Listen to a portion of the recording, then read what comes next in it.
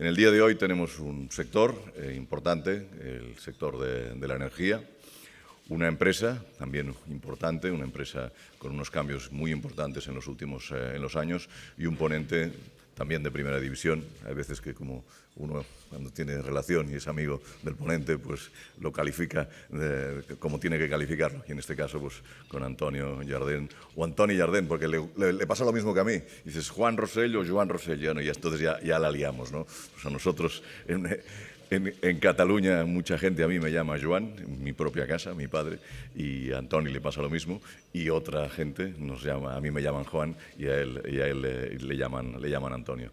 Pero bueno, como queráis, Antoni o Antonio Real. Una persona nacida en Barcelona, estudió y se graduó en la Escuela Superior de Ingenieros Industriales de la Politécnica de Barcelona, lo mismo que yo, por lo tanto, también otra curiosidad. Él ha trabajado pues, en el sector privado y también en el sector público, en la empresa privada, ingenieros y consultores, y también en empresas importantes del sector, como pueden ser hoy en día Gas Natural Fenosa, en aquellos días Gas Natural.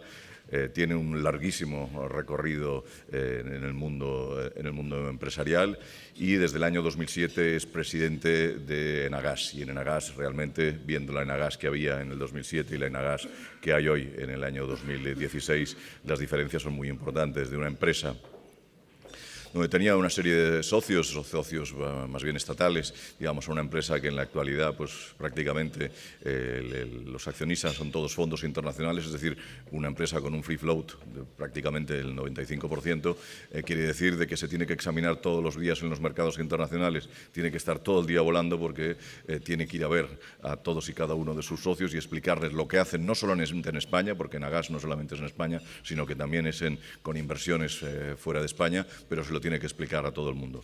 Y un sector donde realmente que todos querríamos conocer y querríamos conocer qué es lo que va a pasar, pero que es tremendamente complicado. Un sector de la energía donde el petróleo, el carbón, mejor dicho, hasta el 60 era la primera energía que teníamos en el mundo, después ha venido el petróleo, donde nadie sabe lo que va a pasar, porque un día está arriba, otro día está abajo, un día pues, la cotización llega a 140, después baja a 35 y cuando dices previsiones para los próximos años, mejor que no las hagamos porque seguro que todos nos equivocaríamos. Él de lo que sí que conoce, Antonio Jardén, es el tema del gas, que probablemente algunos habíamos dicho de que sería el petróleo del siglo XXI, pues vamos a ver si lo va a ser o no va a ser. Y después también pues, energías renovables, energías de todo tipo, digamos el mundo del transporte, donde el gas también está empezando a hacer sus pinitos. En definitiva, el tema de la energía y el tema del gas es un tema apasionante, un tema del que se puede hablar mucho y seguro que en la conferencia que nos va a dar hoy el ponente que tenemos, seguro que nos va a abrir las puertas a muchas ideas, a muchos planteamientos que él conoce y que los demás seguro que aprenderemos un poco. Muchas gracias, Antonio Jardén, tiene la palabra. Agradezco a COE y CEPIME, por lo tanto, su invitación. Ellos me pidieron que hablara un poco del concepto de la energía, cómo influye en la competitividad empresarial, con una cierta atención especial a lo que sería bueno, pues el sector del gas dentro de lo que es el mundo energético. Yo voy a intentar no darles ninguna paliza, pero sí ver una visión de conjunto de cómo está el sector energético en el mundo en este momento, cómo influye esto en la energía y, en concreto, quizás con algo más de atención al sector podríamos decir, de carbón, petróleo y gas, que en este momento en todo el mundo y, por lo tanto, también aquí en España, pues están sucediendo cuestiones que nos afectan de una forma u otra. Definía Joan Rossell un poco pues, lo que era Enagás, sí que me permitirán 3 minutos de publicidad, por lo tanto que les explique qué es la compañía. Sé que la conocen perfectamente, pero los 3-4 trazos fundamentales. El primero, de acuerdo con todos los cambios que ha habido en la Unión Europea, y a ello Joan Rossell se ha referido, nosotros en este momento operamos en España y fuera de España con una autorización, digámosle, con una licencia de la Unión Europea, es algo quizás poco conocido, que nos denomina Transmission System Operator, Y nuestras dos obligaciones principales son hacer todas aquellas inversiones que sean necesarias en aquellos sitios donde estamos para que, en este caso concreto, el gas llegue a donde tiene que llegar y, fundamentalmente, ser totalmente independientes de los operadores, llamémosle macro, tanto de gas como de petróleo, como de las utilities que tienen clientes, y favorecer la competencia. Este sería un poco el marco estricto que nos exige la Unión Europea. Desde un punto de vista estrictamente empresarial, estamos cotizados en bolsa y, como Joan Rosell explicaba, a lo largo de los últimos años hemos tenido diferentes cambios accionariales que han hecho que en este momento y en una situación difícil económica de nuestro país, a pesar de todo, logramos atraer capital extranjero y del 100% de acciones de la compañía, 3/4 partes están fuera de España, fundamentalmente en manos de grandes fondos de inversión que representan lo que llamaríamos el long-term investor, no tanto los hedge funds, sino fondos de inversión que manejan capitales de compañías de seguros, de fondos de pensiones o incluso de inversores particulares que buscan un tipo de inversión con algo más de perspectiva a largo plazo. Bien, esta es la compañía. Tenemos de esas 3/4 partes que están fuera, y ya termino, grosso modo 1/3 está en Estados Unidos, otro tercio está en la City de Londres y el tercer tercio está en Europa continental. Este sería un poco el retrato. Por lo tanto, sí que es verdad, y a ello me voy a referir yo posteriormente, que tenemos un trato bastante continuado, por no decir permanente, con muchísimos fondos de inversión internacionales, y esto nos da pues, una cierta visión de conjunto que es interesante, pero que también efectivamente te exige, porque ellos te preguntan y te preguntan mucho, pues sobre todo nuestra situación, la situación del sector, etcétera. Voy directo un poco a lo que sería la importancia energética desde el punto de vista de competencia. Voy a hablar de dos temas que parecen que es lo mismo, pero que no lo son exactamente: precio y coste total. El precio final de la energía, en general, viene determinado por diferentes cuestiones. Una de ellas, la más importante, es el acceso a estas fuentes de suministro. A diferencia de otro tipo de producto, lo normal en el mundo energético es que lo que tengas que producir muchas veces no lo puedes producir in situ, tienes que importar lo que podríamos llamar la materia prima, caso del petróleo, del gas e incluso a veces del carbón es un ejemplo muy claro, y normalmente lo que produces en un sitio se consume en otro. Si me dijeran que definiera en 30 segundos, diría, este es este tipo de sector. Por lo tanto, esto tiene una complejidad importante. No se le escapa a nadie que los factores geopolíticos inciden enormemente en el funcionamiento del sector energético. Desde un punto de vista también de precios, es un sector que por diferentes motivos y en la mayor parte de países suele tener mezclado a la hora de determinar un precio tema de subvenciones, subvenciones que buscan determinados objetivos, subvenciones que a veces son claras y directas, a veces son indirectas. Lo explico no porque sea ni bueno ni malo, sino porque esto hace más complejo también acabar entendiendo cuál es el precio final de una energía concreta en un país determinado.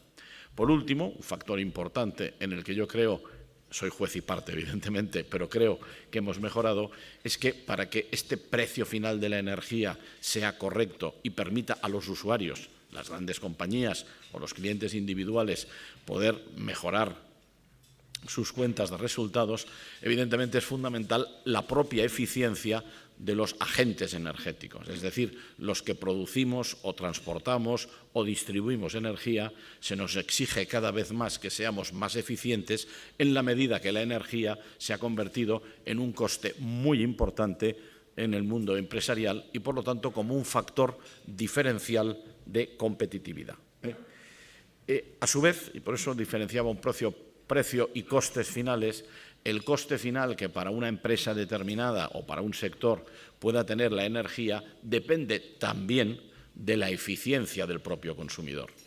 Digámosle que es un esquema en el cual, no sé, pues poner un ejemplo muy tonto, si uno va a un restaurante, pues lo que exige es que la calidad sea buena, el servicio sea bueno y exista una relación calidad o precio. Una vez te dan esto, Bueno, pues tú comes bien. Bueno, pues digámosle que en el sector energético cabría decir que también el consumidor a su vez tiene que ser eficiente para que al final el producto final sea el mejor posible. Por lo tanto, la energía, sobre todo en los últimos 10, 15 años, con todos los cambios que ha habido, con la crisis económica mundial por la que estamos atravesando, es evidente que hablar de energía es prácticamente hablar de eficiencia también al mismo tiempo. En cuanto a, muy rápidamente, y voy entrando en el tema de acceso y seguridad de suministro. Bueno, este es un tema fundamental. En la medida que la mayor parte de vectores energéticos no solemos tenerlos en nuestra casa, en nuestro país, la mayor parte de países, y los que los tienen normalmente no tienen otras cuestiones, es evidente que los factores de globalización influyen enormemente en el mundo energético. De hecho, la revolución industrial al final se basa fundamentalmente en una utilización de energía, carbón, máquina de vapor y motor eléctrico que transforman entre mediados del siglo XIX y principios del siglo XX prácticamente el mundo. Yo suelo decir que si nos olvidamos de la historia concreta y de las listas de reyes y de las guerras, el mundo antes del descubrimiento de la máquina de vapor y de lo que denominamos revolución industrial era exactamente igual que en el Imperio Romano, en términos macro. Es decir, la gente se trasladaba a pie, todo lo más en mulos, el comercio tenía el entorno que tenía, salvo el transporte por barco, y realmente la revolución industrial es la que introduce esto de aquí. Bien, pues la revolución industrial se basa fundamentalmente en un aspecto de tipo energético. Por lo tanto, en el mundo de la energía, la geopolítica influye mucho, se necesitan, si es posible, no, es imprescindible, otra cosa es que los tengamos, unos marcos jurídicos estables en todas partes, tanto en los países productores de materia prima como en los países que las recibimos y transformamos esa, llamémosle materia prima, en energía utilizable. ¿Por qué? Este es un sector con una enorme inercia, con una necesidad de capitales que es mucho mayor de la que es normal. Una empresa media, digámosle, de cualquier sector, tiene unos índices de endeudamiento tolerados por las agencias de rating que son muy inferiores a los que se les toleran y se les exigen a las empresas energéticas, porque se sabe que tenemos que hacer muchísima inversión en volumen a muy largo plazo, nunca es inversión que puedas amortizar rápidamente, y normalmente en el 90% del sector son inversiones que no puedes trasladar a otro sitio. Tú, si tienes una red de gasoductos, no puedes decir, mira, no, he cambiado de opinión y me voy a otro sitio. Bueno, puedes cambiar una fábrica de sitio, es complicado. Puedes cambiar de mercado, puedes cambiar de país, pero difícilmente te puedes llevar la infraestructura contigo. Por lo tanto, son sectores con una tremenda inercia. Una idea que tomáramos aquí, supuesto que fuéramos capaces de tomar ese poder de decisión y decidiéramos tirarlo adelante, un proyecto energético nuevo de una cierta envergadura, tardaríamos entre 5 y 7 años en ponerlo en marcha, entre hacer un buen proyecto, tener los permisos medioambientales, todas las autorizaciones, construirlo y ponerlo en marcha. Por lo tanto, la inercia de este sector, para bien y para mal, yo diría en general para bien, es un dato del problema, hay que tenerlo en cuenta, ¿no? Por esto, en la Unión Europea se ha avanzado mucho en los últimos 3 años en remediar lo que a mi personal punto de vista fue quizás, no digo un fallo, una omisión que hizo en su inicio la Unión Europea, hay que entenderlo, estamos hablando de hace casi 60, 50 años, que es que la energía nunca fue una política de la Unión Europea. En el momento que se funda la Unión, se definen unas políticas europeas y otras políticas que se entiende que son propias de cada país, por el motivo que fuera. Eso se toma esa decisión y algo que muchas veces choca, los que llevamos pues ya años en la Unión Europea, como es el caso de España, pues damos por sentado algunas cuestiones y la energía no ha sido nunca una política europea.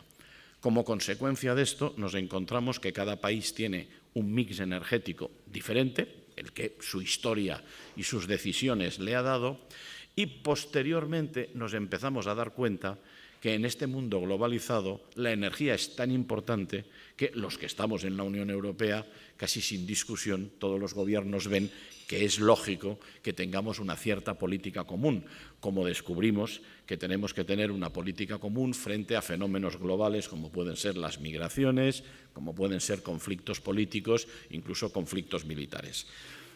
La última comisión, la actual, la comisión que preside el señor Juncker, en este sentido, es mi opinión personal, creo que ha dado un salto de gigante respecto a lo que había sido tradicional, digámosle, en la Unión Europea, con alguna excepción. En algunos momentos se había tomado algo más de interés por el tema energético, pero siempre que la Unión había... Me alargo un poco en esto porque creo que es importante en el momento actual.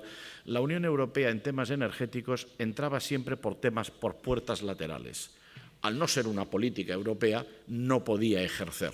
Entonces, ¿cómo entraba? Pues, por ejemplo, a partir de los 90, cuando se empezó a preocupar por los temas de competitividad, entra en el mundo energético por la vía de la competitividad. Y así nacen las primeras directivas europeas de electricidad y de gas, que, de alguna forma, uno de sus objetivos es introducir más competencia en el mundo energético. Otra puerta lateral por la cual la Unión Europea legisla en materia energética indirectamente es a través del medio ambiente. Es decir, la preocupación europea por la sostenibilidad hace que también en el mundo energético, como es evidente, se tenga que hacer. Pero no es nunca una política puramente energética. Por primera vez, la Comisión Juncker lo que hace, y tengo que decir ahí que el Gobierno español, presidido por Mariano Rajoy, ha sido en este caso de los que más claramente han apoyado siempre esta vía, habla de lo que se llama la Energy Union, una unión energética, en la que, no voy a disertar mucho sobre esto porque me iría del tema, pero sí que es el primer pilón, digámosle, en donde la Unión de una forma clara dice: en energía yo creo que tengo que, llamémosle, legislar, porque es importante para todos los países miembros. Y dentro de este tema, por ejemplo, toma una primera decisión de tipo más administrativo, pero que yo creo que es muy importante, que por primera vez la comisaría que lleva los temas de energía es la misma comisaría europea que lleva los temas de medio ambiente. Además, en fin, tenemos la suerte de tener al comisario Arias Cañete, pero esto podemos decir, esto es lo último. La idea conceptual importante es que por primera vez tenemos un único discurso para temas medioambientales y un único discurso para temas energéticos que evidentemente deben ir perfectamente coordinados. ¿Cuál sería la conclusión fácil de esto? En un mundo muy globalizado, en los temas energéticos y en concreto en España y los que estamos en Europa, o bien nos ponemos de acuerdo con nuestros socios europeos o el marco nacional estatal se nos hace muy estrecho, por no decir imposible, para resolver ciertos problemas. Y a ello me voy a dirigir, a hablar. ¿Qué es lo que busca un poco la Unión Europea en este momento con la Energy Union? En definitiva, tener, digámosle, un menor coste de la energía con una mayor seguridad, de forma que la competencia sea mejor. Esto nos lleva a un tercer elemento, que lo comento de pasada y después también podemos hablar más de él, que es la eficiencia. Es decir, para que el consumo, para que el coste total sea menor, una de las cuestiones es consumir menos. Puede parecer obvio, pero a veces no lo es. Consumir menos quiere decir ser más eficientes. Ser más eficientes en toda la cadena, llamémosle, de producción de la energía, y ser más eficientes en el propio consumo. Y esto tiene una segunda derivada ligada también al tema medioambiental, que es, evidentemente, en la medida de lo posible, usar energías menos contaminantes. Por lo tanto, estos serían un poco los dos grandes retos que tiene el mundo económico en general y el mundo energético en concreto, que es ser más eficientes desde el punto de vista de contaminación, emisión de CO2 y de otras partículas, y ser más eficientes desde el punto de vista de coste, en parte por menor consumo o en parte por utilizar sistemas, digámosle, de producción, de búsqueda o de transporte que funcionen mejor, ¿no? Voy a poner un ejemplo concreto de Enagás, pequeño, pero muy concreto, que en este momento estamos. La Unión Europea ha dado una cierta cantidad de dinero para hacer unos estudios, en este caso concreto en España, ligados a lo que es la posible introducción en los grandes puertos del país de sustituir los fueles que utilizan los buques para navegar por una medida de tipo medioambiental. Esto es una medida mundial, no solamente es en España, que cuando estos grandes buques se acerquen a determinadas zonas de la costa y en los grandes puertos no pueden utilizar el fuel que utilizan habitualmente porque es muy contaminante. Y el fuel de sustitución puede ser el gas natural licuado. Bueno, pues esto quiere decir que hay que pensar una pequeña cadena logística, no menor, para que estos barcos puedan tener lo que se denomina en el lenguaje técnico el bunkering, que es el suministro de combustible, se puede hacer en determinados momentos y en determinados sitios, no con el fuel pesado que utilizan, sino con gas natural licuado. Enagas ha sido escogido como líder de este proyecto en el sentido de coordinar. Estamos coordinando a un conjunto, por una parte, puertos del Estado, que participa pues, con una veintena de puertos, muchos armadores situados en España y empresas, que son las que pueden acabar vendiendo, digámosle, ese combustible, liderados por Enagas. Estamos en el proyecto que se llama Core LNG Hive, que, como digo, ha subvencionado a la Unión Europea lo que es el estudio. ¿Cuál es el objetivo? Pues que en un par o 3 de años seamos capaces de disponer en nuestra red de puertos. Recordemos que España es un país con mucha costa, situado estratégicamente entre el Mediterráneo, el Atlántico, en la ruta que viene de Asia por el Canal de Suez, etcétera. Por lo tanto, tenemos un gran tráfico de buques, incluido, y pienso en las Islas Canarias. Si fuéramos capaces de ofrecerles este servicio de bunkering, reduciríamos enormemente las emisiones de CO2 y, efectivamente, pues este es un ejemplo concreto de cómo puede haber una mayor eficiencia, tanto en coste como en contaminación, en un proyecto concreto.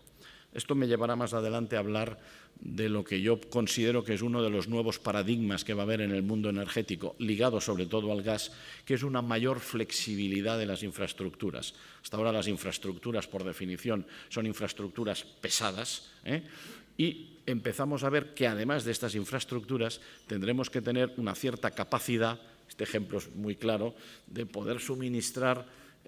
Aquí va a haber una cadena. Nosotros no vamos a vender gas, porque no lo podemos hacer con la licencia de la Unión. Serán los que suministran combustible a los buques los que van a poder hacer esta operación, pero nos van a necesitar a nosotros, digámoslo así, que les pongamos la infraestructura mínima para que dispongan, por ejemplo, en cada puerto, de gas natural licuado, lo cual no quiere decir construir plantas ahí, sino simplemente unos pequeños tanques, y es lo que denominaríamos inversión small scale, es decir, no se trata ahí de tener grandes infraestructuras, pero sí la facilidad de poder dar este servicio. Hace 5 años de esto ni se hablaba, no le preocupaba a nadie la contaminación. Hoy en día preocupa mucho. Hay una norma europea que va a obligar a las compañías, digámosle, de buques a utilizar estos servicios, y para que ellos lo puedan utilizar, nosotros, entre otros, vamos a hacerlo. Un proyecto similar lo estamos pensando en Suecia. Enagas, no lo he dicho antes, aunque lo ha dicho Joan Rossell muy bien, no estamos presentes solo en España, estamos en otros 7 países, en diferentes proyectos. Entre otros, somos copropietarios, junto con nuestro socio belga, digamos, lo que sería el Enagas de Suecia, y estamos pensando instalar en el mar Báltico una pequeña instalación de gas natural licuado, precisamente para hacer lo mismo, en un mar muy contaminado y con un entorno de países muy preocupados por el medio ambiente, intentar construir probablemente la primera facility que pueda permitir este bunkering, digámosle, menos contaminante, ¿no? Pero vayamos un poco ya, hablamos de coste energético. Los costes laborales en el mundo se están igualando. Hace 10, 15, 20 años, digámosle, las empresas se desconcentraban en función de buscar los costes laborales menores, y China sería el ejemplo donde mucha gente fue a producir. Hoy en día los costes laborales chinos se han incrementado, cosa lógica, fruto del incremento del nivel de vida, y en algunos casos, por ejemplo, por conocer bien el país, conocemos bien México, algunas empresas grandes están volviendo a poner sus plantas manufactureras en México, porque a igualdad casi de costes laborales es evidente que México les da un entorno de legislación, etcétera, pues más cómodo para ellos, y hay mucha empresa que ha vuelto a México. ¿Y cuál es el otro factor importante? La energía. están cerca de Estados Unidos, en el propio territorio mexicano, y sea por un lado o por el otro, reciben energía de forma muy eficiente. Por lo tanto, es evidente que el coste energético empieza a ser un diferencial de competitividad mayor del que nos podíamos pensar anteriormente. Ahí tenemos, en fin, la discusión de fondo, que es la descarbonización. El mundo se ha movido siempre por, en fin, bueno, siempre. Empezó la revolución industrial con el carbón, que es del siglo XIX. El siglo XX pues, ha sido un poco el siglo del petróleo y, efectivamente, yo estaría de acuerdo, pensamos que el siglo XXI puede ser el siglo del gas natural como puente, llamémosle, si no perfecto, el más idóneo para ir hacia un mundo con más renovable y, por lo tanto, con menos carbón fósil, ¿no? El siglo XX, evidentemente, es el siglo en donde el carbón, vamos a ver, el carbón no ha desaparecido, sigue siendo una fuente de utilización muy importante. Pero sí que es verdad que en el siglo XX, yo siempre suelo utilizar, porque me gusta el personaje Winston Churchill, tiene mucho que ver con que el petróleo se utilice, porque él toma una decisión hacia 1910, siendo el primer Lord del Almirantazgo, que es el nombre que tenía en Inglaterra, y creo que sigue teniendo el ministro, llamémosle, de Marina, y Churchill le hace ministro de Marina, y toma una decisión radical para la historia del mundo, no solo de la energía, que es cambiar que los buques de la flota británica, que era en aquel momento la flota más grande del mundo, y de hecho la gran arma militar del Imperio Británico, dejaran de consumir carbón, del que Inglaterra tenía muchísima cantidad, y pasar a consumir petróleo, digámosle, derivados del petróleo, por un tema de eficiencia y de menor peso de los barcos, lo cual permitió que los acorazados tuvieran más peso, digámosle, de coraza,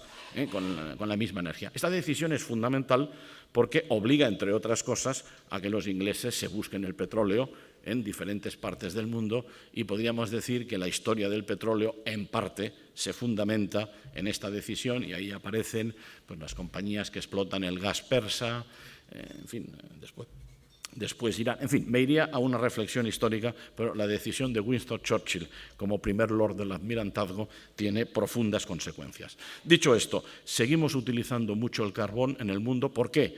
Bueno, porque es una energía disponible prácticamente en todos los países, normalmente de acceso fácil, no siempre, pero de acceso fácil, y de un coste razonablemente bajo. ¿Cuál es el problema del carbón? Problema que hemos visto en los últimos 15, 20 años. Bueno, pues cuando el mundo se ha hecho más consciente del problema de cambio climático, etcétera, no digo nada que ustedes no sepan, bueno, pues hemos visto que el carbón, especialmente en lo que es emisión de CO2, contamina mucho. ¿Qué ha pasado entonces? Bueno, todos los gobiernos de los países más desarrollados, pues de alguna forma u otra han intentado hacer un proceso de descarbonización e introducir renovables.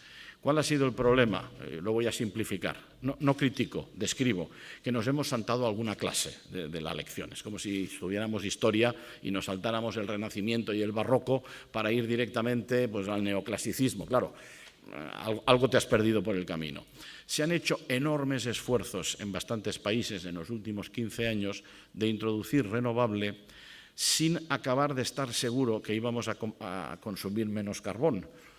Es cierto que se había puesto un mecanismo que parecía que era la solución, que era el precio de la tonelada de CO2, que era como un desincentivador, por motivos que no tengo ni tiempo ni probablemente conocimientos para explicar por qué esto no ha funcionado.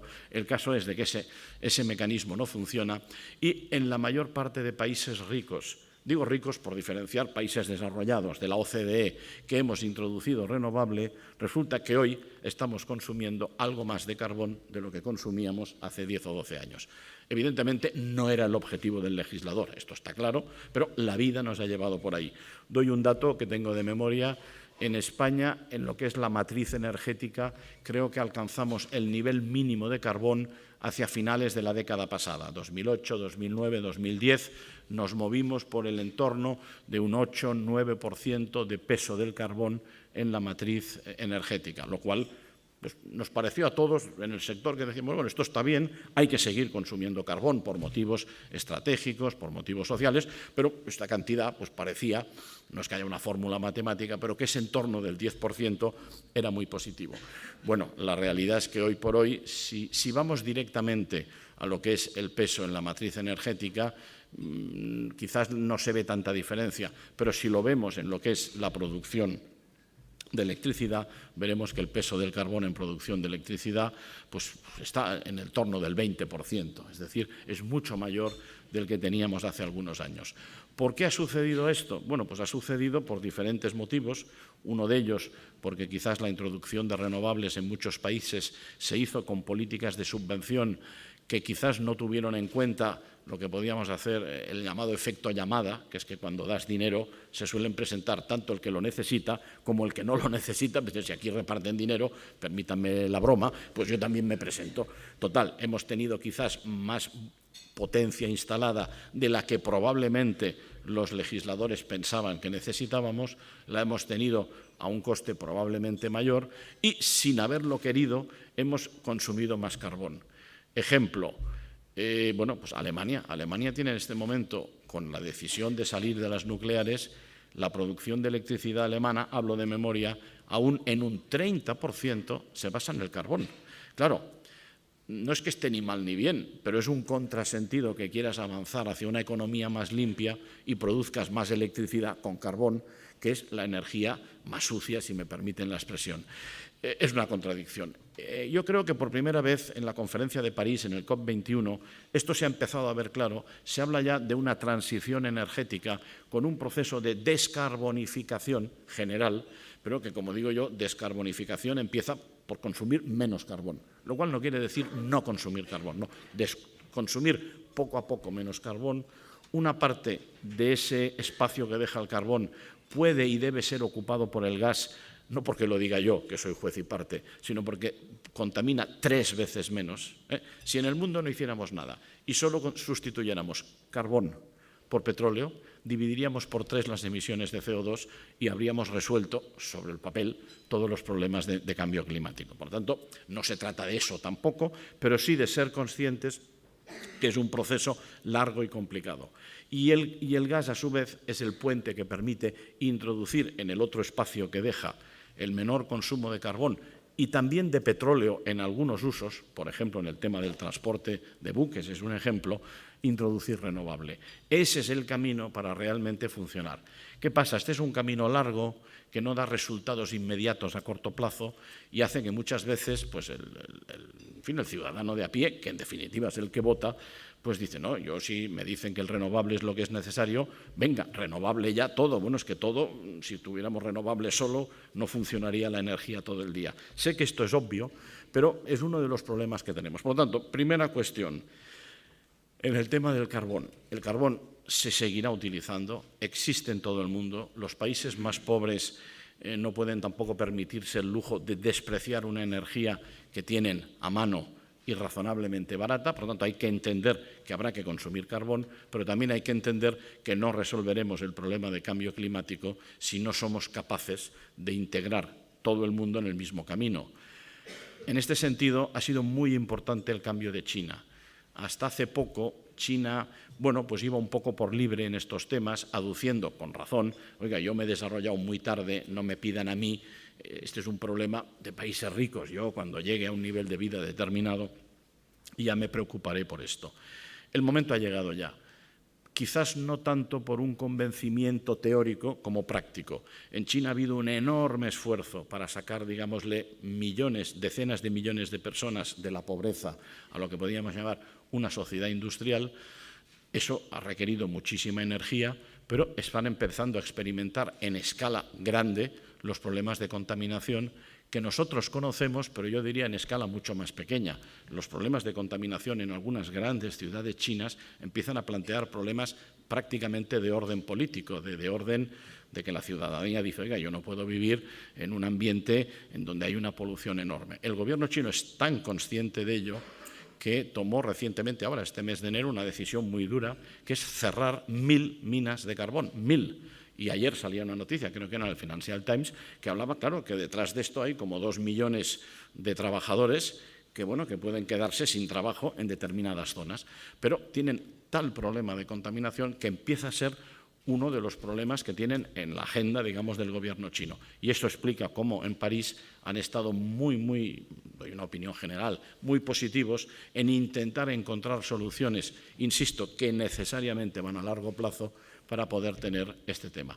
Pongo un ejemplo, el presidente Obama creo que visitó China ahora unos 6 meses y es un hecho público conocido que el gobierno chino ordenó cerrar las fábricas del entorno de Pekín 15 días antes, 15, para tener para cuando llegaran el presidente Obama, tener un clima en la ciudad que fuera respirable. Es evidente, por lo tanto, que los chinos son hoy en día los primeros que están más preocupados por esto de lo que quizás podíamos pensar hace 3 o 4 años. Hablo de China porque son 1.500 millones de habitantes, no porque pobres ellos sean los responsables, simplemente es el país más grande del mundo y creo que todo el ahorro que hizo la Unión Europea el año pasado, calculado en términos de CO2, equivale a las emisiones de 15 días de China, con lo cual eso nos da una idea de que estamos en un mundo global. Muchas veces nos pensamos que somos el ombligo del mundo, no lo somos, para bien o para mal, no lo somos, y nos necesitamos todos unos a otros.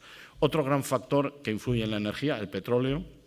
El petróleo sigue siendo hoy en día, en términos generales, entre el 40 y el 50% del consumo energético en cualquier país. En España en este momento estaría pues quizás en el entorno del 42-43% y por lo tanto es una energía de la que a corto y a medio no podemos prescindir, aunque sí es evidente que hay esfuerzos pues, para irlo sustituyendo por otro tipo de combustibles. En algunos casos el propio gas natural, por ejemplo, tiene ahí un espacio, un papel a jugar, pero el petróleo sigue siendo muy importante. ¿Qué ha pasado? Bueno, ¿qué ha pasado en el último año y medio? Lo sabemos todos, que el precio del petróleo se ha derrumbado.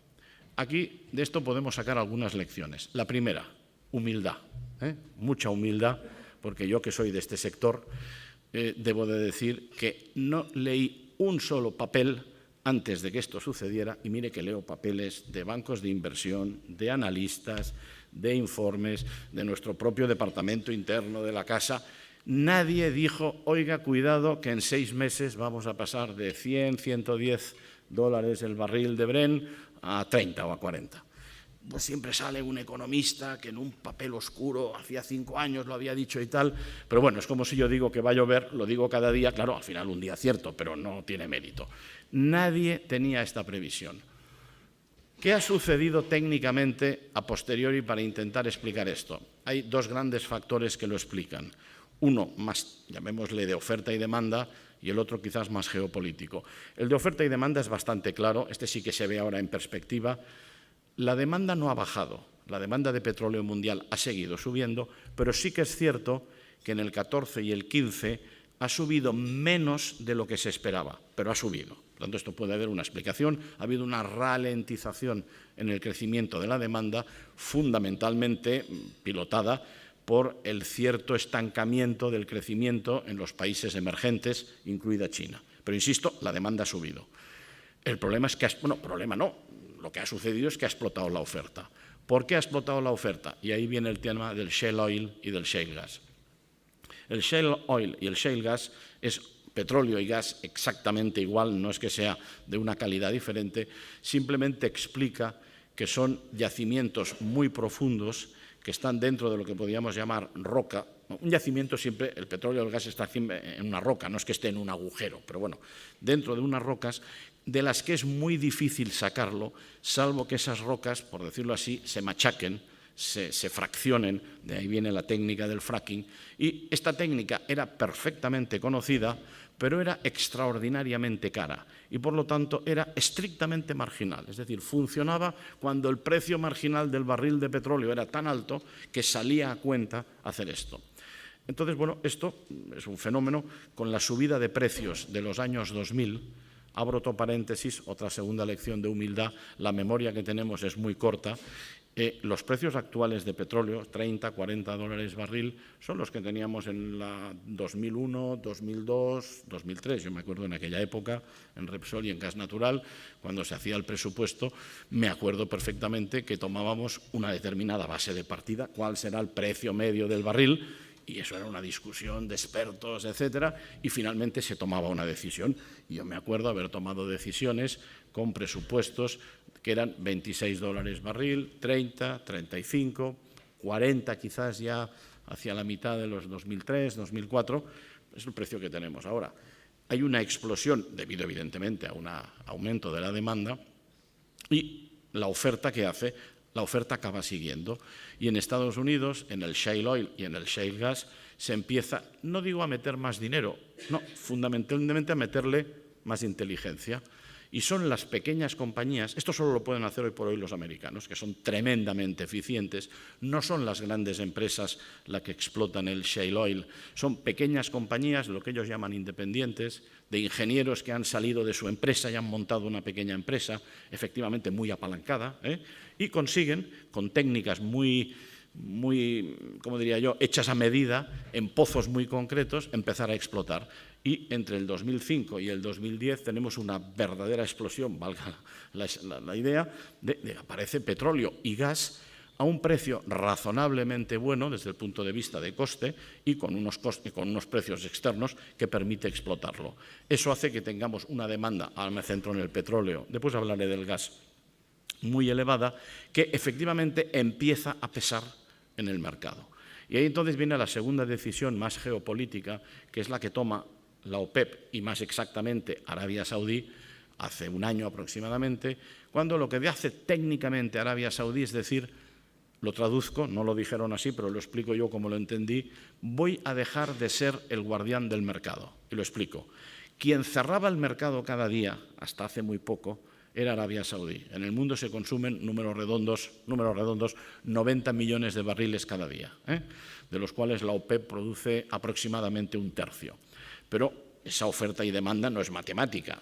Algún día hay 1 millón más de demanda, el otro hay 1 millón menos.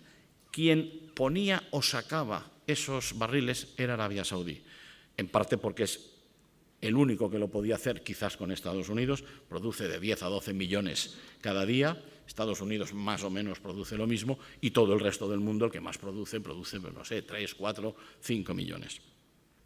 Por poner un ejemplo gráfico, imaginémonos una gran IFEMA y que tuviéramos miles de personas que van a un congreso y tuviéramos unas zonas de restauración en donde sabríamos que cada día tienen que comer miles de personas y tuviéramos un conjunto de restaurantes que están ahí preparados. Pero el número no es exacto. Un día hay 3.000, el otro 3.300, el otro 2.700 y el restaurante más grande dice no os preocupéis. Vosotros haced lo que podáis, yo retiraré 100 mesas o pondré 200 mesas cada día en función de la gente que haya. Y hago yo este papel, porque soy el mayor y el más grande. Esto es lo que deja de hacer Arabia Saudí a partir del momento que decide que lo que importante es la cuota y que no van a retirar producción. Probablemente lo explico simplificado, pero para entenderlo, esto es lo que sucede. Y en el momento que Arabia Saudí deja de cerrar mercado cada día, los precios se derrumban. Se derrumban probablemente más allá de lo que incluso nadie había pensado. Los objetivos que puede tener la OPEP, bueno, los ha dicho muy claro, ellos creen que tienen un petróleo de coste más eficiente, creen que el shale oil especialmente necesita unos costes más elevados y de alguna forma pues lo han explicitado, ellos intentan decir, oye, ese tipo de competencia que desaparezca, racionalicemos los costes. Yo no creo que esto suceda tampoco, porque yo creo que la resiliencia del sistema industrial americano de extracción de petróleo es muy grande, aunque sí que es cierto que empresa a empresa hay algunas empresas que tendrán problemas y no serán capaces de aguantar ese ritmo. Pero cuando pasemos esta marejada, probablemente se va a seguir exportando o produciendo shale oil. En cualquier caso, estamos en una situación en donde los precios han bajado enormemente. Esto tiene una gran ventaja para la mayor parte de los países que somos consumidores, pero efectivamente empezamos a ver la cara negativa de este tema, que es que los países productores tienen un doble efecto negativo. Uno interno, que nos tiene que ocupar y preocupar, que es que la mayor parte de estos países basan su economía en el ingreso del petróleo y, por lo tanto, su presupuesto público de sanidad, pensiones, etcétera, pues depende del petróleo o del gas pues en un 60, 70, 80%. Por lo tanto, una disminución drástica de estos ingresos augura estallidos sociales que no son buenos para esos países, pero no son buenos tampoco para nosotros. Alguien puede decir, este no es mi problema. Bueno, no es mi problema, pero vivimos en un mundo global. Por lo tanto, este es un punto de reflexión. El segundo es que se ha producido también, estos países reinvertían y reinvierten parte de su dinero en el mundo financiero global. Es que, vuelvo al principio, estamos en un mundo global por todas partes. ¿Por qué las bolsas caen desde noviembre? pues probablemente uno de los efectos es que se están drenando fondos que estaban invertidos por parte de aquellos fondos soberanos que, vista la situación, pues han tenido, no lo han dicho públicamente, pero todos los datos que salen de los expertos bursátiles que hacen un seguimiento muy de cerca de los flujos que entran o que salen, te dicen que ha habido un drenaje de fondos en general, en todo el mundo, de fondos soberanos que han retirado parte del dinero, en algunos casos para reinvertirlo en, digámosle, oportunidades más seguras y en el otro simplemente pues, para ponerlo en su país y hacer frente a unos déficits que son importantes. Esto ha creado también un movimiento inducido. Yo vengo de hacer el roadshow ahora con todos los inversores y ha sido un tema que lo hemos comentado, por decirlo así, informalmente. Claro, si tú eres un gran fondo inversor, trabajas en un determinado mercado y ves que uno de los grandes actores retira dinero, tú también te lo planteas y acabas siguiendo un poco, este es el efecto de la bolsa, oye, si este retira, yo también retiro, y en este momento hay una retirada mundial de dinero en inversión que normalmente va a depósito, a cash, a mantenerlo cash, porque la situación del mundo pues, es más incierta, ¿no?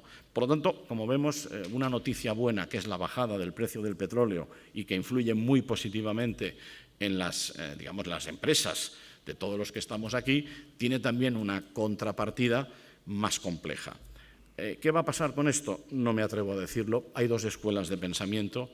Una escuela que dice, bueno, la propia Agencia Internacional de la Energía ha dicho el año que viene parece que se volverán a cruzar la curva de oferta y de demanda y que, por lo tanto, va a haber un equilibrio y que una vez haya desaparecido esta certeza de que sobra oferta, en ese momento los precios subirán. Hay otras escuelas que dicen sí, pero igual estamos ante un cambio de paradigma y, por lo tanto, factores como la eficiencia, lucha contra el cambio climático, pueden hacer que esos precios a los que nos habíamos acostumbrado de $100 barril, pues no vuelvan nunca a existir. Yo me inclinaría un poco casi por esta segunda, es decir, hay otra idea, y sé que me estoy alargando, pero hay otra idea que estaba muy arraigada, que es que estábamos en un mundo que se le terminaba el petróleo y había grandes gurús. Hago un paréntesis para los que nos dedicamos a la vida real de estar trabajando en una compañía.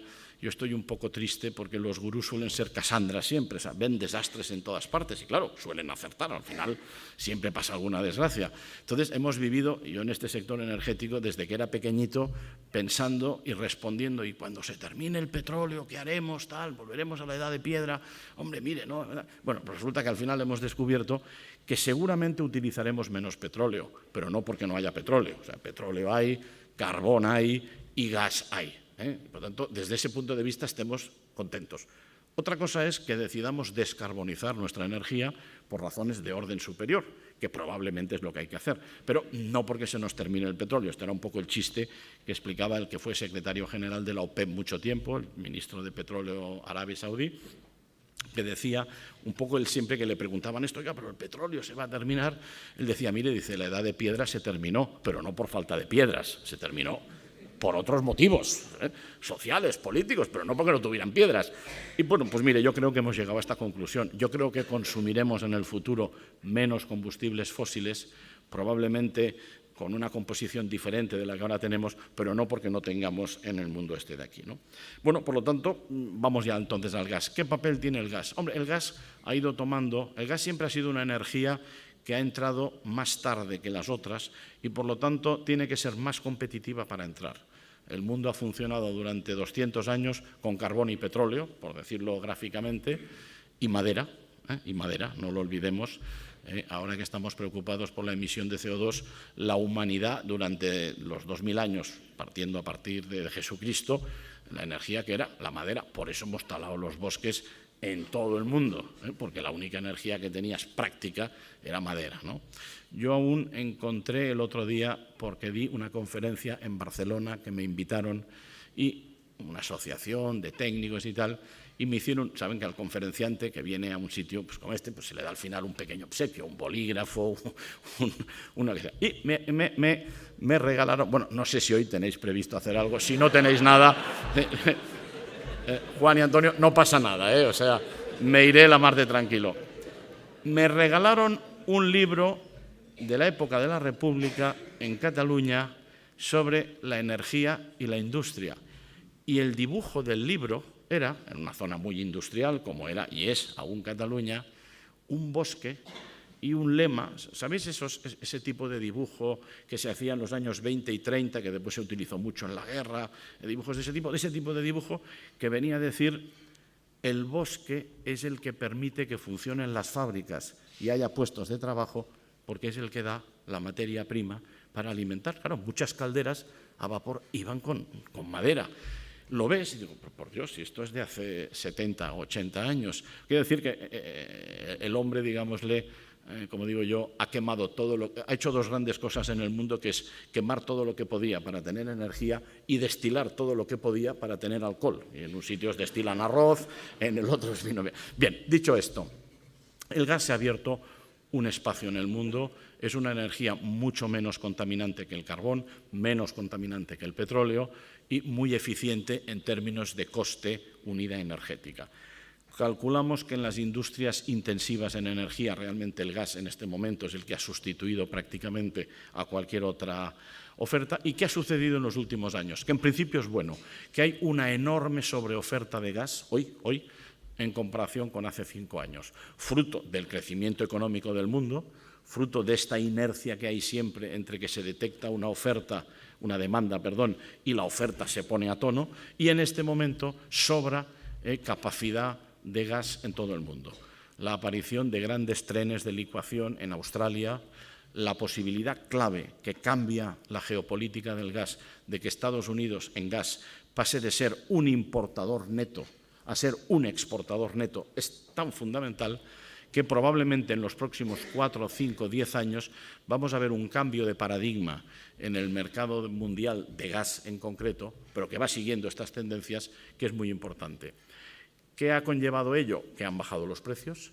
En el mundo teníamos, en el mundo del gas, que es menos líquido, y no es un chiste, menos líquido que el del petróleo. El petróleo tiene un precio prácticamente mundial, que suele ser el Brent, que marca precio, y en Estados Unidos el West Texas Intermediate, que es otro tipo de crudo, que marcan precio, ¿no? En el mundo, en cambio, tenemos 3 grandes zonas de precio: el precio del gas en Estados Unidos, el precio del gas en Europa, con matices, y el precio del gas en Extremo Oriente, los grandes gigantes, Japón, Corea, China. Bueno, pues este precio, si era 100 normalmente en Estados Unidos, era prácticamente 300 en Europa y 500 en Extremo Oriente, es decir, proporción de 1 a 3 o a 5, ¿no? Esto, lo que ha sucedido, el fenómeno del shale gas, primero, ha abaratado enormemente el precio del gas en Estados Unidos, pero enormemente quiere decir que han bajado en media a la mitad o menos de lo que costaba, y como consecuencia de esto y de la extraordinaria oferta que se ha ido aportando, países que no producían gas ahora producen gas, Angola sería un ejemplo, Perú sería otro ejemplo, pues el precio del gas en Europa también ha bajado, no tanto como el de Estados Unidos, pero ha bajado, y el precio de gas en Extremo Oriente ha bajado también. Por lo tanto, tenemos un fenómeno importante. ¿Esto qué quiere decir? Pues yo diría a medio plazo buenas noticias. Cuando baja el precio del gas, acaba incrementándose la demanda de gas. Evidentemente, para una empresa como nosotros, que estamos en el midstream, que ni bebimos ni para bien ni para mal del precio, sino del transporte y del volumen, esta es una buena noticia. Pensamos que, sobre todo en los países en vías de desarrollo, se va a utilizar mucho más el gas, y en parte eso también empujado por el tema que decíamos del carbón, es decir, países que en condiciones normales hubieran quemado mucho carbón, hoy ellos mismos ya dicen, bueno, voy a quemar carbón hasta un cierto punto, pero por motivos medioambientales y de salud no puedo seguir por esta vía, ¿no? Por lo tanto, pensamos que va a haber un mercado futuro de gas natural licuado, sobre todo. ¿Por qué de gas natural licuado? Antes de empezar, una persona me preguntaba la diferencia técnica. Mira, el gas se transporta normalmente en estado gaseoso dentro de un gasoducto a alta presión, pero tiene la posibilidad de ser licuado, aunque es contraintuitivo, y a menos 160 grados resulta que se transforma ese gas en un líquido. Si fuera agua sería hielo, claro, pero entonces sería un sólido. Bueno, pues yo digo, es contraintuitivo, que reduce 600 veces el volumen, con lo cual lo podemos transportar razonablemente bien, por lo que es el transporte más económico y más ecológico que hay, que es el transporte marítimo. Esto tampoco hay que olvidarlo. En la escala, digámosle, de contaminación, lo ideal sería que nos desplazáramos en barco, cosa que evidentemente pues, tiene sus limitaciones físicas. El segundo es el tren, término siempre de pasajero, kilómetro, emisión de CO2. El tercero es el autocar, o el autobús. El cuarto es el automóvil y el quinto, y de lejos, es el avión. Por lo tanto, el avión es tremendamente contaminante. Siempre que explico eso, sale alguien, especialmente en España, país muy igualitarista, que me dice, venga, no pretenderá que los pobres no vayamos en avión. Digo, no, por Dios, no he llegado a hacer ese razonamiento, simplemente digo que seamos conscientes que para mover masas de gente, si tuviéramos que hacerlo científicamente, si no podemos utilizar el barco, utilicemos el tren, después el autocar, después el coche privado, a poder ser no uno solo, sino varios, y si no hay otra solución, el avión. Pero el avión contamina en CO2 por pasajero y por kilómetro mucho más, ¿no? Pero bueno, me he ido un poco a esto de ahí. Lo que podemos hacer es licuar el gas, transportarlo, y entonces tienes en los países de recepción plantas de regasificación que son las que te permiten rehacer el proceso y volver a meter el gas. Esto ha tenido una gran ventaja histórica y ahora nueva. La histórica ha sido que los países que estábamos lejos de las fuentes de suministro, España es un ejemplo, o Japón es otro, hemos podido sobrevivir y hacer una cierta revolución industrial y crear puestos de trabajo porque teníamos plantas de regasificación. Sin las plantas de regasificación habríamos sido pues, una isla energética y seguiríamos quemando carbón o madera o sabe Dios lo que haríamos. Evidentemente esto nos ha permitido transformar el país. No es por lo tanto casualidad que los 3 países que tienen más plantas de regasificación son Japón, Corea del Sur y España. Japón y Corea, Japón es una isla, Corea y España somos prácticamente una isla en términos energéticos, estamos separados de Europa por los Pirineos. Y el cuarto, China, país que sí que tiene incluso gas, pero que tiene un consumo tan grande que ha necesitado traer. Pues bien, esto nos ha dado paradójicamente una seguridad de suministro, y es el último punto que me quería ahora dedicar, porque veo que me estoy saliendo totalmente del tiempo que me han dado los anfitriones, pido perdón, es la seguridad de suministro. ¿Qué pasa en Europa? La mayor parte de los países europeos dependen del gas ruso, que no es ni bueno ni malo, es un dato, es el gas más cercano que hay. Los pocos países europeos que tenían producción propia está cayendo. Holanda, Reino Unido, queda Noruega, que no es técnicamente Unión Europea, pero podemos considerarlo a efectos prácticos, pero con una producción más pequeña. ¿Qué quiere la Unión Europea en este momento? Y voy un poco también a hablar de las redes europeas. Está intentando hacer que exista en el gas, también en la electricidad, pero la electricidad quizás plantea unos problemas técnicos más complejos. En el caso del gas, que es claro que viene de fuera de la Unión Europea, lo que quiere la Unión Europea a un horizonte 2030 es no depender solo del gas ruso. Quiere comprar gas a Rusia, seguiremos comprando la mayor parte del gas europeo a Rusia, pero tener otras fuentes de suministro. Y para ello lo que quiere es tener una red europea de gas, no una red de países, sino una red europea, en donde lo que tenemos que hacer, los que gestionamos esas redes, es intentar interconectarnos lo mejor posible. Una red norte-sur y una red este-oeste. Y ha definido 2 grandes corredores, el Western Corridor, que es precisamente el norte-sur y que le falta una pieza clave, que es la conexión entre España y Francia, que ahora me referiré. Y el otro es el Southeast Corridor, que es intentar traer gas de los países del Cáucaso, digámosle, y ese es un proyecto en el cual en Agas también estamos comprometidos, que es el Trans-Adriatic Pipeline. Pues bien, estos 2 proyectos son un poco el gran, si resumiéramos lo que quiere hacer la Unión Europea en gas en este momento con la Energy Union, es tener estos 2 corredores construidos e integrar, por lo tanto, a países que están técnicamente fuera de la Unión Europea, integrarlos también en lo que podríamos decir el proceso de riqueza europeo. Estoy hablando de los países que pueden producir gas en el Caspio, Azerbaiyán sería un ejemplo, y en el caso nuestro, Argelia, que es el gran suministrador posible, real y posible, y la idea es que esté más comprometido también, comprometido en el sentido positivo, que tenga él posibilidades de ayudarnos. Y nuestras plantas de regasificación, y con ello casi termino, ¿qué posibilidad nos dan? Nos dan la posibilidad de recibir gas de cualquier parte del mundo. Hoy en día España recibe mucho gas de Argelia, porque es nuestro vecino, pero recibimos gas de los países árabes, recibíamos gas de Libia antes de que Libia se convirtiera, pues, en fin, en un estado en guerra. Recibimos gas de Nigeria, recibimos gas de Trinidad y Tobago, recibimos gas de Perú, por ejemplo, y hemos recibido, cuando ha sido necesario, gas de Australia. Esto lo que quiere hacer la Unión Europea es integrarlo a escala europea. Y si empieza Estados Unidos a exportar gas, este gas tendrá que llegar forzosamente en buque y tendrá que llegar a alguna planta de regasificación, española o holandesa o inglesa, pero no puede ir a otro sitio. Como tampoco hay tantas, la idea que tiene la Unión Europea es integrar más a la península con la red europea, no solo para que nosotros estemos más tranquilos, que también es verdad, pero para que nosotros podamos ayudar, si es necesario, en todo este camino. Bien, como me he ido totalmente de tiempo, les podría explicar muchas más cosas, pero yo terminaría diciendo ¿qué hacemos en Enagás? Pues mire, estamos modestamente, nuestro papel es intentar en Europa ayudar a una mayor seguridad de suministro a través de estos dos grandes proyectos y en España y en otros países donde estamos, facilitar a nuestros clientes, que son los grandes operadores gasistas o eléctricos, que puedan disponer de una infraestructura flexible que les permita, en el caso de España, desembarcar gas en cualquier punto de entrada. Y nos dicen, por simplificar, mire, este gas que descargo en Barcelona es que es para Bilbao, no te preocupes, ya lo llevaremos a Bilbao. No, que descargo en Huelva y es para Madrid. Nosotros hacemos una especie de banco central y repartimos ese gas y el cliente, que es el dueño del gas, después lo lleva donde quiere y ahí se lo vende a la empresa pues, que necesita este gas. Este es nuestro papel, hacerlo con mayor eficiencia y creo que en este sentido pues, somos francamente eficientes. Y hay estadísticas que lo comparan con nuestros pares europeos y estamos muy encima de intentar encontrar pues, nuevos, por decirlo así, vías de flexibilidad para servir mejor a nuestros clientes últimos, que en definitiva son ustedes, aunque yo no les mande una factura, digámosle, de transporte, pero lo hace la empresa que sí que les sirve a ustedes de energía.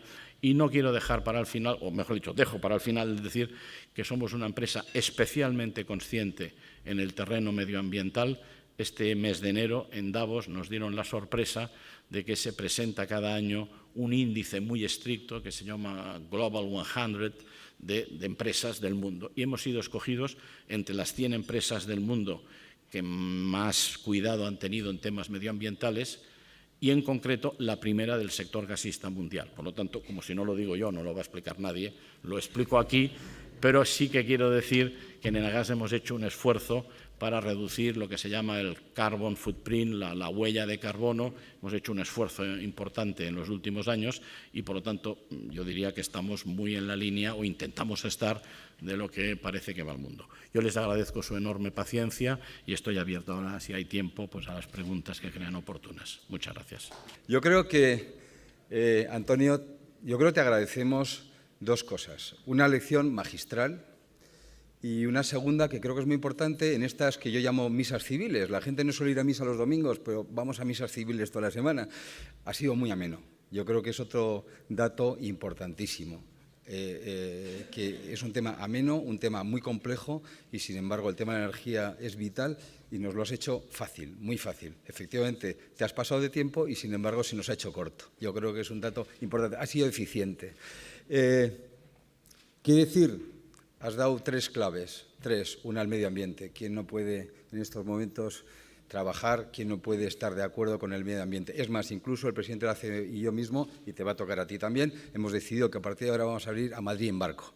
Por tanto, ya hemos desechado, porque yo creo que es importante. Antonio tiene otra cosa que creo que es importante. Tony decía que tenía con Juan, o Juan decía que tenía con él una similitud. Yo tengo otra con él, y es que somos dos desplazados donde estamos encantados de vivir en Madrid, nunca renunciando a nuestras ciudades donde también vivimos. Ese es Antonio Jardén, que le veréis paseando por Madrid un día sí y otro también. Yo creo que es otro detalle cuando a veces nos quieren separar en esta España plural que tenemos, pero que realmente pues, nos une, y Madrid es un centro muy importante en este sentido. En segundo lugar, se ha hablado de la eficiencia. Yo aquí quiero dar la otra parte y al final lo has indicado. Eficiencia. Si uno de los datos más importantes desde el punto de vista de la eficiencia lo ha hecho el sector industrial. Es decir, el sector industrial, y todos lo está diciendo, la Comisión Europea nos está marcando que el PIB industrial tiene que pasar al 20%, al 2020 más 20%, y ese 20 pasa como consecuencia también de la eficiencia que han tenido que aplicar todas las empresas industriales para llegar también a ese primer objetivo de país que tenemos, que es la creación de empleo. Y por último, has hablado, yo creo, de otro dato importantísimo, que es la garantía de suministro y el precio.